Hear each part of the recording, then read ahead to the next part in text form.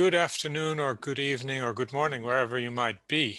Thank you for giving me an opportunity to give a short input lecture on curriculum development for climate change education.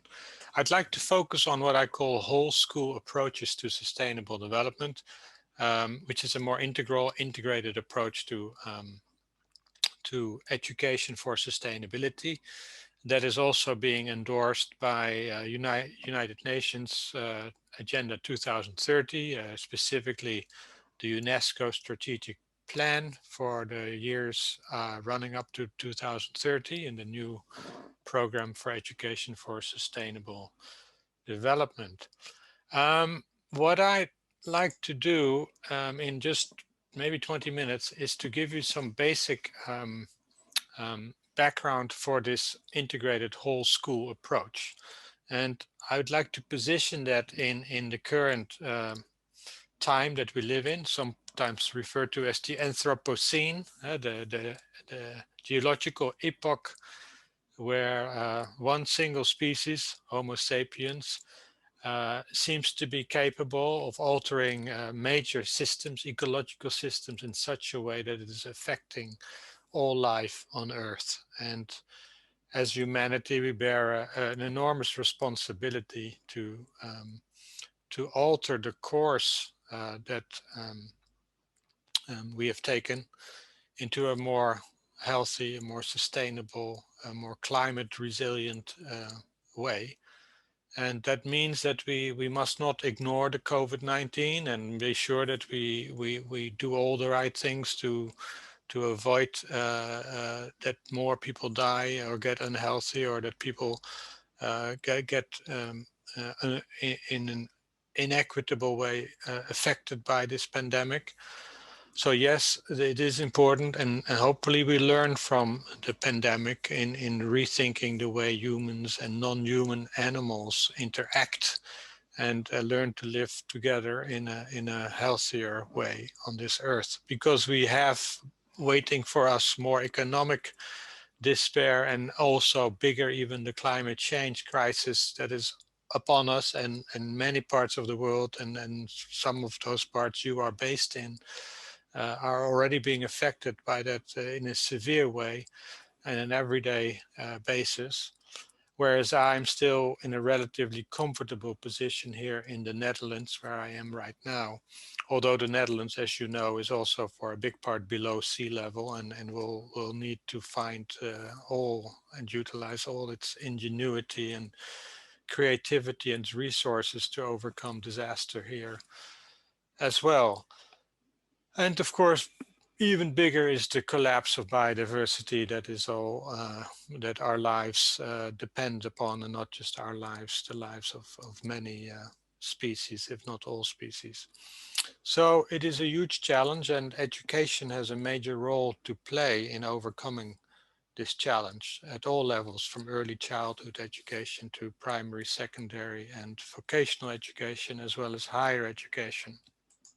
Um, the challenge, as Kate Raworth, economist from the UK, calls it, is to find that safe and just space for humanity in which we can live within the ecological ceiling, the ecological or planetary boundaries that we have to respect and to learn within without transcending them. Otherwise, ecosystems will collapse. But also at the same time, to build this social foundation where we have gender equity, social equity, but also good, healthy, nutritious food for all, health and well-being, good income, decent work, no political violence, avoid democracy, peace and justice. Without that social foundation, it is not possible to live happily on this planet and in a respectful, a decent and healthy way.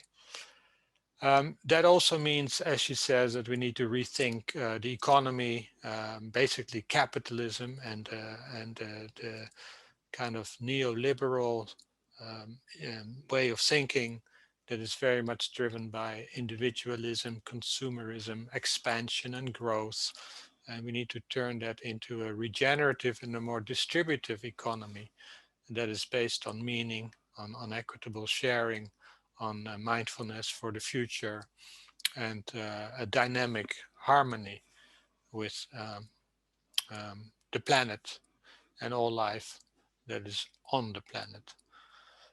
This means also connecting with the Sustainable Development Goals, and you will see that many of these goals, they fit very well, in fact, all of them. Some are more at the heart, connecting with the social foundation, like quality education, and peace and justice, and partnerships for the goals. And some are more in the middle, like good health and well-being, responsible consumption, sustainable cities and communities, and some are more on the outskirts, connecting with the ecological ceiling, clean water, life below water, healthy oceans and rivers, and life on land, biodiversity, and so on. So the role of education, I think, is to provide, it's a mechanism, a process that can help build capacities that can help us realize all the other goals. So in that sense, it's one of the process goals, referring to a mechanism that can help us towards a more sustainable world, just like number 17, partnerships for the goals. The other ones are more content oriented, climate, water, biodiversity, health, and so on. Um, Historically, I think it's good to point out that there have been many what I call planetary educations that all try to address one of these problems or challenges around health, human rights, and so on. And I put these together in a report for UNESCO years ago, um, where you can see different educations: consumer education, development education, environmental education, human rights education, climate change education at the bottom, disaster risk reduction education, and we can go on. Citizenship education is another one.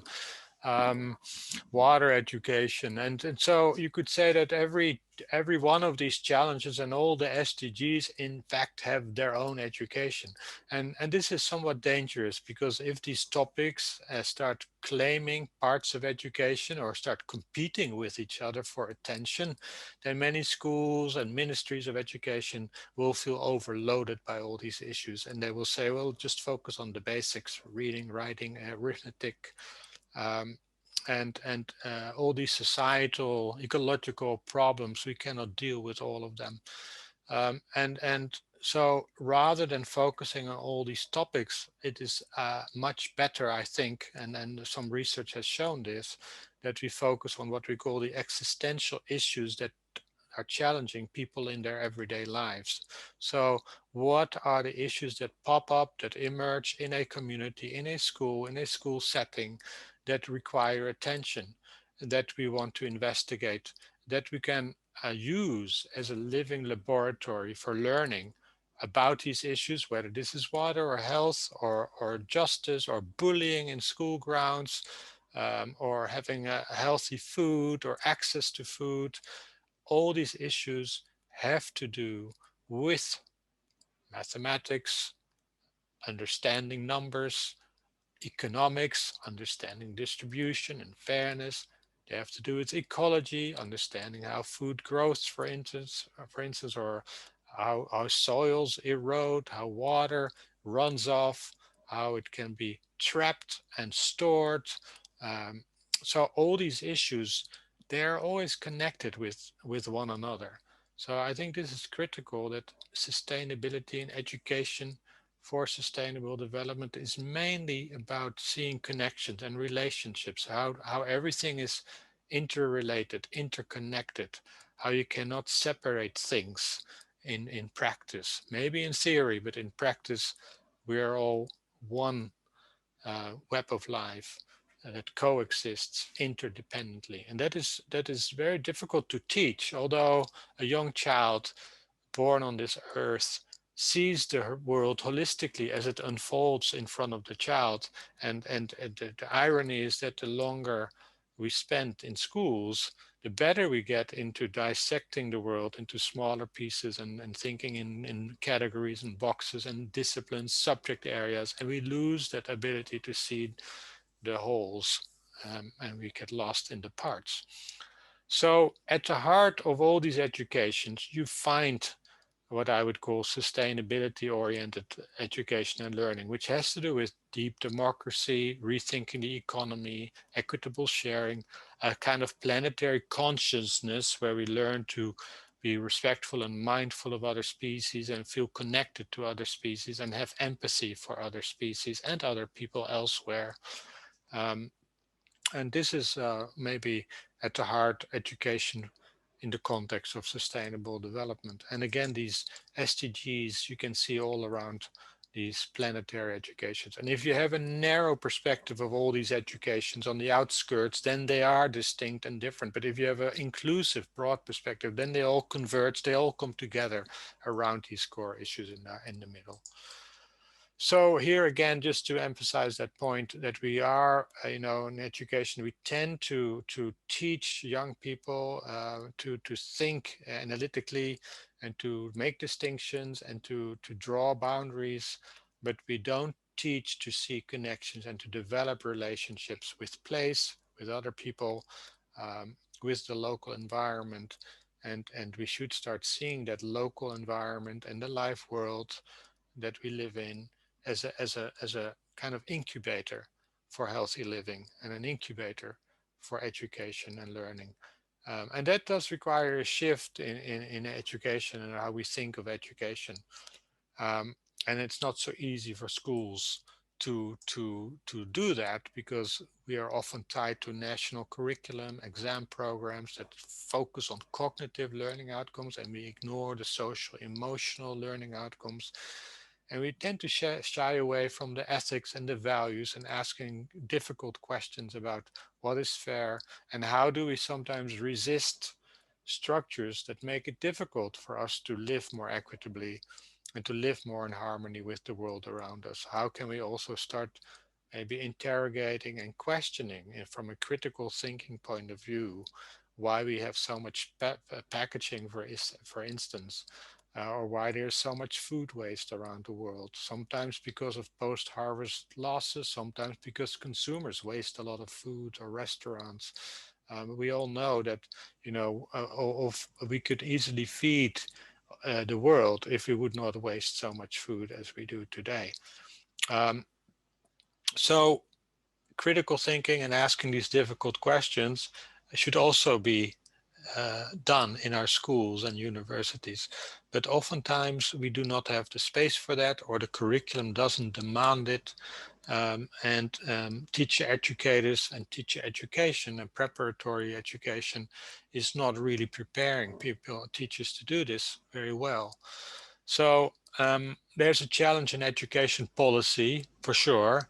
And given the urgency of the climate crisis, the biodiversity crisis, um, there is an urgency to reorient education towards people and planet and to start creating more space for what I call localized curricula that address the real needs and the urgent needs of local communities, always having in mind that every community is nested in a wider community, and what we do here affects people far away and vice versa.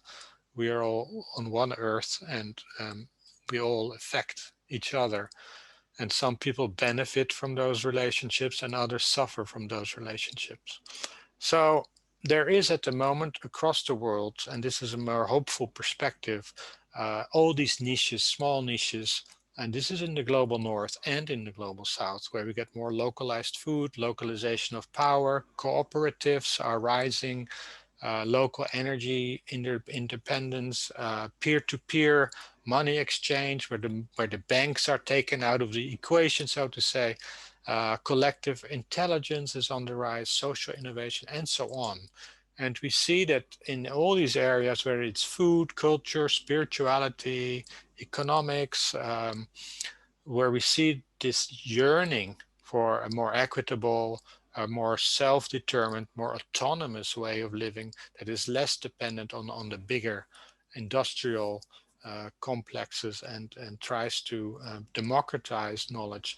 I agree, and some of you are probably thinking, but I see other trends as well towards centralization and less democratic systems. They are there as well, but we must not forget all these niches, all these movements, where there's also a tendency, for instance, away from meat-based diets in some parts of the world, and they are picking up steam. And this is very much necessary. And the question is, how should education connect with these movements and these niches?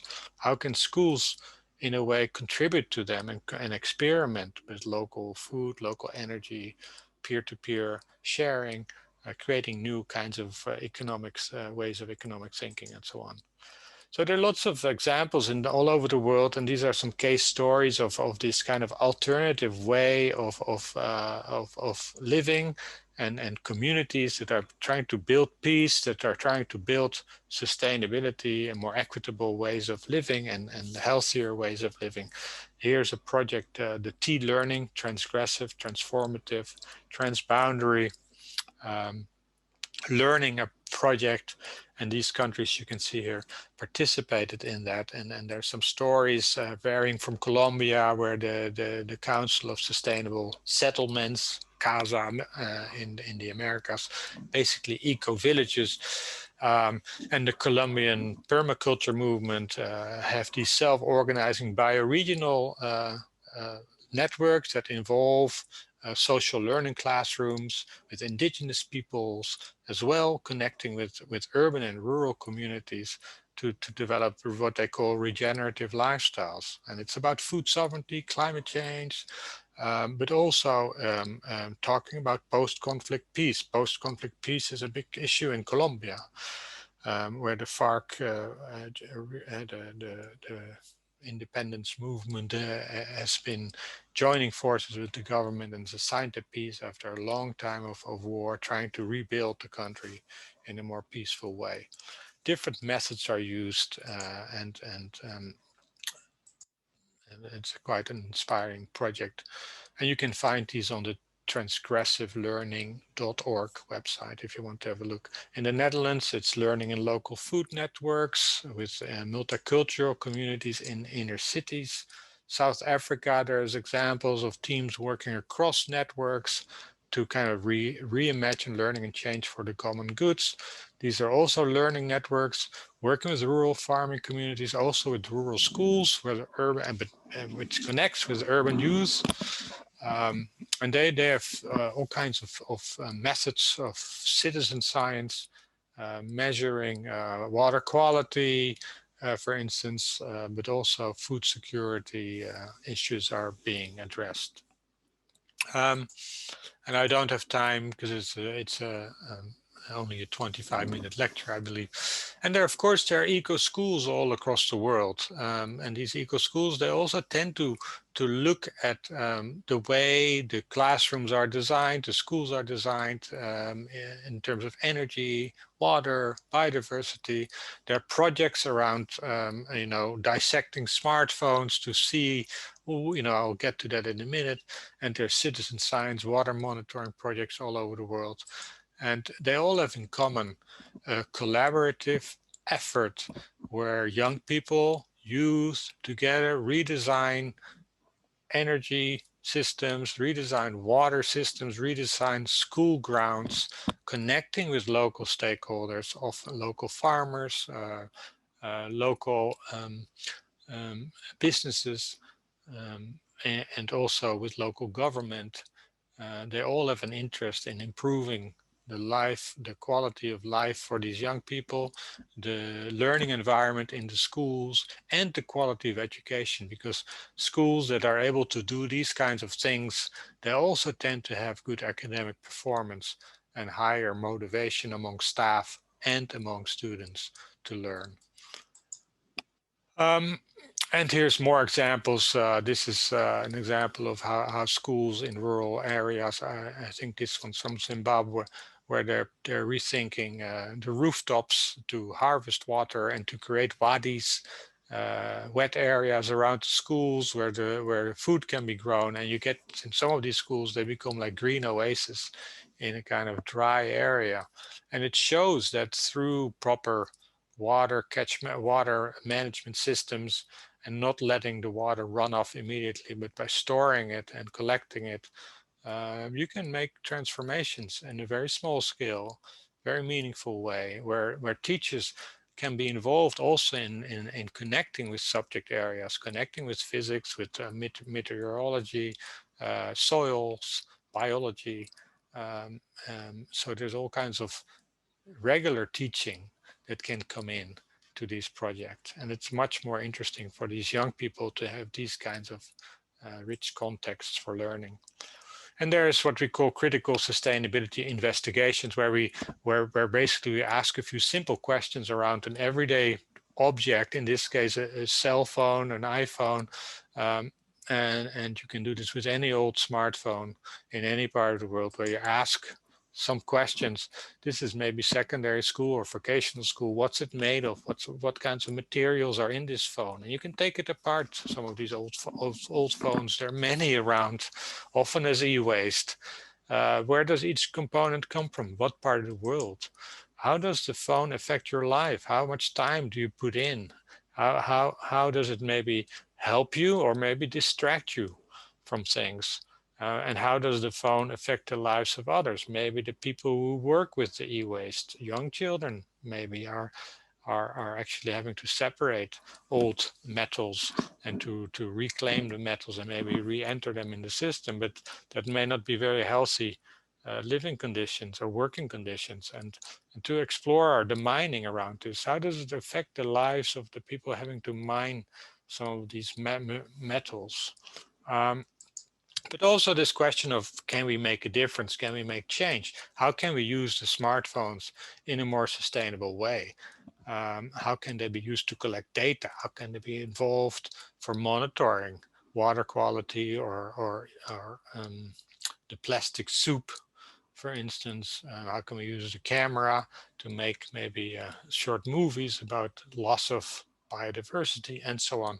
So we can also think about the uses of the smartphones and to kind of put them to a more sustainable use than just entertainment and um, making lives um, more technology dependent in a way. So some have to do with understanding, some have to do with meaning and meaning making, and some have to do with design and action. And those are also three important principles of curricula working towards sustainability. Bring in these three dimensions, and they're all critical. And there are other initiatives like repair cafes, for instance, where young people or people in the community bring things that have broken down, old radios, old smartphones, for instance, old bicycles, and young people fix them. And vocational schools can do this, secondary schools, and they have maybe markets a few times a year where people in the community can buy back some of these repaired objects, and then maybe the money that can be collected through that in a kind of entrepreneurial way, they become like sustainopreneurs, young sustainability entrepreneurs, and that money can maybe be spent for greening the school grounds or making the school more sustainable or purchasing solar panels and so on. So this could be a whole learning system where things get a second life and the lifespan gets extended, and a lot of knowledge also from different disciplinary areas needs to be learned in order to be able to fix these things. So you can have a look at this film, or this from the Netherlands. But these repair cafes are popping up everywhere. So in the end, it's about creating a whole school where we pay attention to how we as a school engage with the local environment, how we engage with objects that are maybe broken and can be fixed, how we engage in group learning and more maybe participation of students in the school council. Democracy is a big part of it. How we manage the energy in the school, how we maybe work with wind power or solar power, depending on the situation you're in. Also, solar panels are being recycled at the moment and are getting also being repaired and giving a second life as you get second and third generation panels. Revamping older generation ones for certain purposes can be very viable. Um, And so this is kind of the picture that we get. And another way of presenting it is, here's another one. This is from the Global Education Monitor Report 2016. And you see that it's about also bringing in the arts and the humanities more, and making learning more connected to the school ground, to the school community, um, where we pay attention to curriculum, we pay attention to professional development, we pay attention to school community relationships, we pay attention to the environmental management in the school itself and the eating in the school itself, the canteen, the food that's provided there, how healthy is it, how nutritious. And we also look at the different learning processes. Is it social learning? Do we use experiential learning, outdoor learning? And I realize that in some countries, the conditions aren't ideal with many students and not many teachers and not all the facilities. But the outdoor and the local school environment is a very rich starting point for teaching and learning.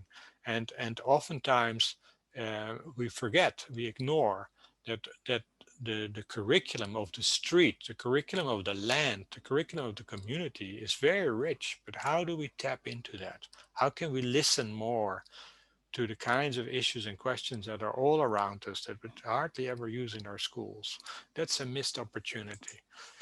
So this whole school approach has to do with the curriculum, how we design it, the topics like biomimicry, cradle to cradle, regenerative economy, circular thinking. Is it there? And if not, how can we bring it in? Um, the pedagogy and the learning, I already mentioned alternative ways of teaching and learning that are more discovery based, inquiry based, outdoor learning, values education. We tend to ignore that in our schools, and we need to also teach in our professional development, in our teacher education and colleges, pay attention to these kinds of ways of teaching and learning. Often it's missing. And then the school community interface. How do we connect with local businesses, local government? How do we connect maybe with parents? How do we bring in the community, and how can the school and the learning in the school support the community? That could be a symbiosis. And if we organize it well, the school becomes the beating sustainability heart of the community.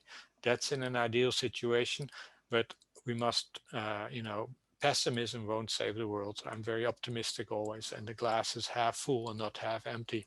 And I realize that might be easier for me to say here, again, being based in the Netherlands, than it might be in maybe in rural Indonesia. But there too are excellent examples and of very resourceful teachers and schools who are able to tap into this much better, I would often say, than we do over here. So this is also the last one, place-based institutional practices. I already call it. If we can walk the talk as a school and how we act in what we do and how we kind of make living sustainably kind of our orientation to all we do, then it starts becoming a living school that breathes sustainability. And that's in the end, I think, what we need to be striving for. Of course, it does require leadership, coordination, and a good vision about what do we want for our school, for our community, and what does the earth ask or demand from us as a school, as a community, as a university, as a vocational school, and so on. And we need to open up the conversation. And it's also important that policymakers and national governments give schools the trust and in a way the space for asking these kinds of questions so that they take some ownership of this, and that their voice is heard in that every school can reflect on these kinds of questions. And I just want to end with some key questions. First, I think how can more systemic forms of education be best designed, organized, supported, and evaluated? We need to reflect on that. And this whole school approach offers a promising way of doing this. Um, how can we connect better to place, to people, other species, and things like the bikes that are broken down or the cell phones that are broken?